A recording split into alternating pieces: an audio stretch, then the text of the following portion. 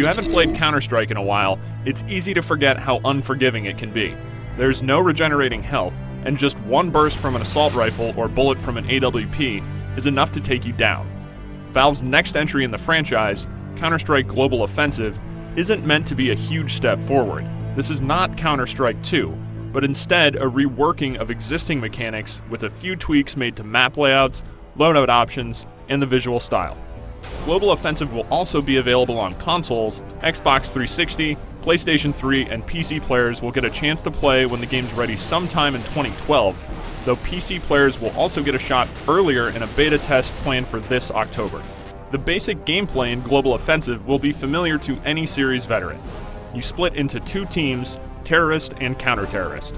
Depending on the map, the objectives will differ. On Dust and Aztec, the terrorists need to plant a bomb at one of two designated sites, while the counter-terrorists need to stop them. There aren't any respawns or revives, so once you die, you spectate the rest of the match. Before each round begins, you purchase weapons to determine your role. There's plenty to choose from. High-powered sniper rifles, submachine guns, and assault rifles are all available. If you survive a round and win, you keep the weapons. If you die, you lose them and have to repurchase. That's where money comes into play. Kills and wins reward you with cash, which can then be used for better and more varied gear.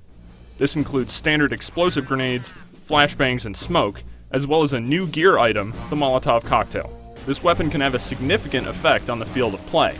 It does damage over time to anyone standing on the flames it creates, though once you step off the fire, the damage over time stops.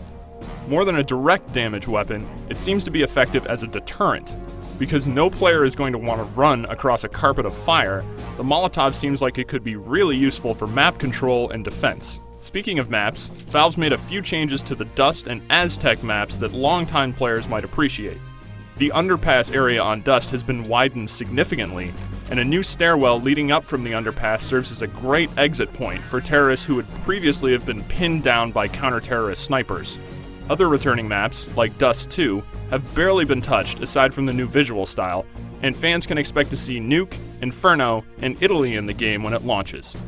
There's more in store too, but Valve isn't discussing it quite yet. When setting up games, Global Offensive will include a matchmaking system that drops you into 5-on-5 fights. You'll have a skill ranking, so ideally you'll be shooting players of appropriate skill levels, and bots of corresponding difficulties will be subbed in when human opponents aren't available.